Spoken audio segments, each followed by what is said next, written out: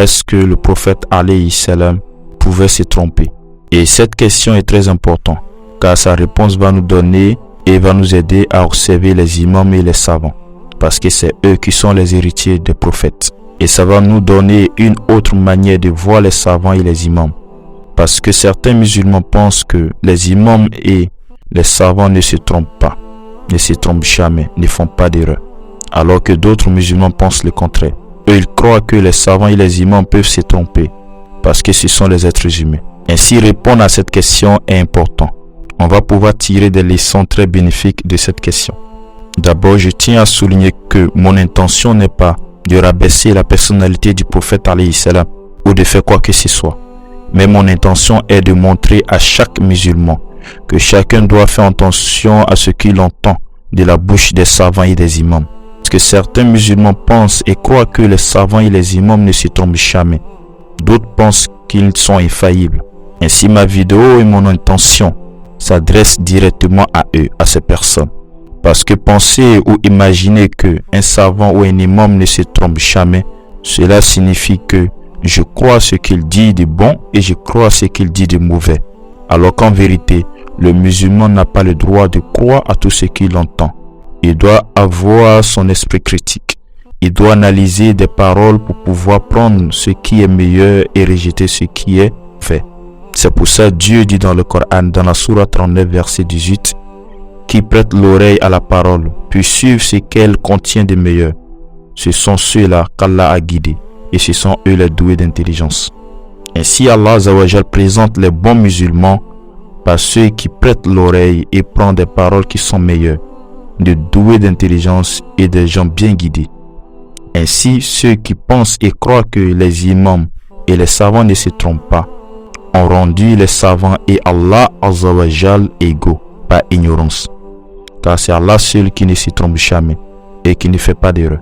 Alors que nous sommes ces créatures qui sont faibles et qui se trompent et qui ont besoin de Dieu tout le temps, alors que Dieu, lui, n'a besoin de personne. Ainsi, savoir si le prophète alayhi salam s'est trompé ou oublié une seule fois dans sa vie est important. Car si le prophète alayhi salam s'est jamais trompé selon les sources islamiques, certains musulmans auront raison pour dire que les savants et les imams ne se trompent jamais, car ils sont les héritiers des prophètes. Ils ont reçu la science des prophètes. Et si on retrouve dans les sources islamiques que le prophète alayhi salam s'est trompé, alors aucun savant et aucun imam ne doit proclamer qu'il ne se trompe jamais. Parce que si un prophète de Dieu se trompe par la permission de Dieu dans le but de faire passer un message de sagesse, alors qui sont ces savants et ces imams pour ne pas se tromper? Alors la réponse à cette question peut choquer certaines personnes, surtout les nouveaux en islam ou des musulmans qui n'ont pas cette connaissance. Mais que ces gens sachent qu'il y a un message caché dans cette action. Je vais donner la question et je vais répondre à la question. Est-ce que le prophète alayhi salam s'est une fois trompé dans quelque chose ou a oublié quelque chose dans sa vie? Oui, le prophète s'est trompé. Dans un hadith des musulmans, le prophète lui-même proclame qu'il est un être humain et qu'il peut se tromper. Tout simplement parce qu'il savait qu'il était un être humain malgré son statut de prophète. Un jour, deux hommes sont venus voir le prophète alayhi salam de juger entre eux. Avant même de commencer le jugement, le prophète alayhi salam leur dit: il se peut que entre vous deux, un peut être plus éloquent que l'autre, alors qu'il n'a pas raison. Ainsi, moi le prophète alayhi salam, je suis un être humain comme vous. Il se peut que je me trompe et que je donne raison à celui qui n'a pas raison.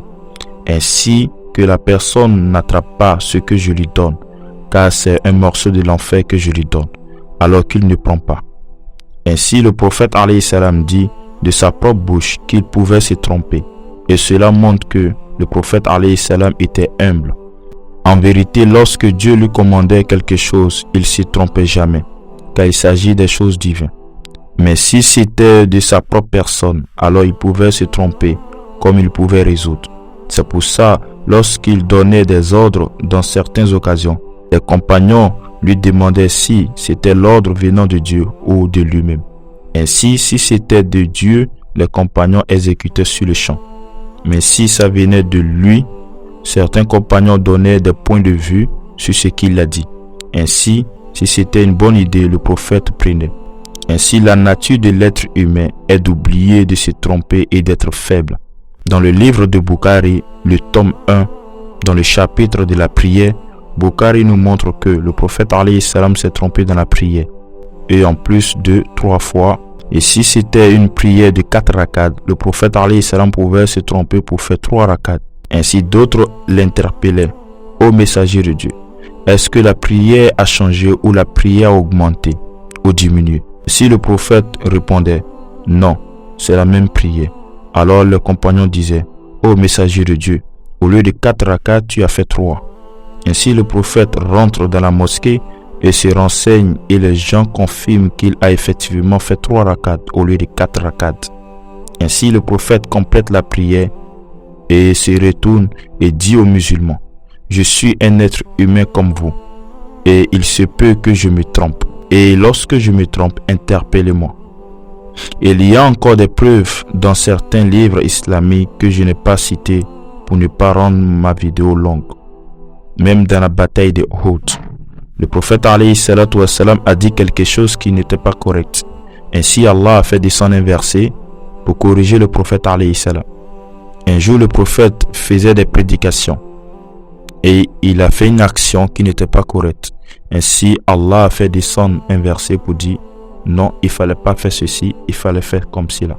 Il y a encore des preuves dans certains livres islamiques que je n'ai pas cités pour ne pas rendre ma vidéo longue. Ainsi, même tous les prophètes pouvaient se tromper souvent. Mais lorsque cela arrivait, Dieu intervenait et corrigeait, car il était des exemples pour la communauté.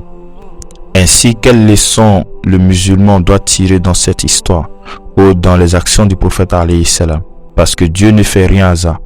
Ainsi, la leçon que tous les musulmans doivent tirer est d'être prudent envers les savants et les imams, de faire attention à ce qu'ils disent, à des lois religieuses qu'ils donnent, car nul n'est à l'abri des erreurs. Les savants et les imams peuvent souvent se tromper dans les décisions ou dans les fatwas, c'est-à-dire des lois religieuses, en pensant qu'ils ont bien agi alors qu'ils se sont trompés. C'est pour ça, certains savants de l'islam avaient interdit certaines choses et aujourd'hui, ils l'autorisent parce qu'ils se sont trompés. Ainsi, j'ai fait cette vidéo pour montrer que la nature de l'être humain ne change pas dans certains cas, car cela est naturel chez l'homme. L'homme peut se tromper, faire des erreurs et oublier. En effet, le but de ma vidéo était d'interpeller mes frères et sœurs musulmans pour dire de faire attention aux guides religieux, car ils ont la capacité de se tromper. Ainsi, le musulman n'a pas le droit d'avaler tout ce qu'on lui dit. Il doit avoir son esprit critique. Il doit toujours être en mode critique pour pouvoir analyser tout ce que les savants et les imams disent. Ainsi, on pourra nettoyer, balayer le mensonge et établir la vérité. Et je vais ajouter ceci pour terminer ma vidéo. C'est vrai que les imams et les savants peuvent se tromper. Mais si on doit calculer, les savants ont une chance de se tromper de 10%. C'est-à-dire qu'ils se trompent très peu. Donc n'essayez pas d'exagérer en pensant qu'ils vont se tromper tout le temps. Non. Et en essayant de polémiquer. Ainsi, voici ce que je vous l'ai dit. Enfin, le but était de te prévenir. Alors, je crois que je vais m'arrêter ici. Je vais te laisser ici. Que Dieu nous accorde sa miséricorde et son pardon. C'est ce, à la prochaine vidéo, Inch'Allah.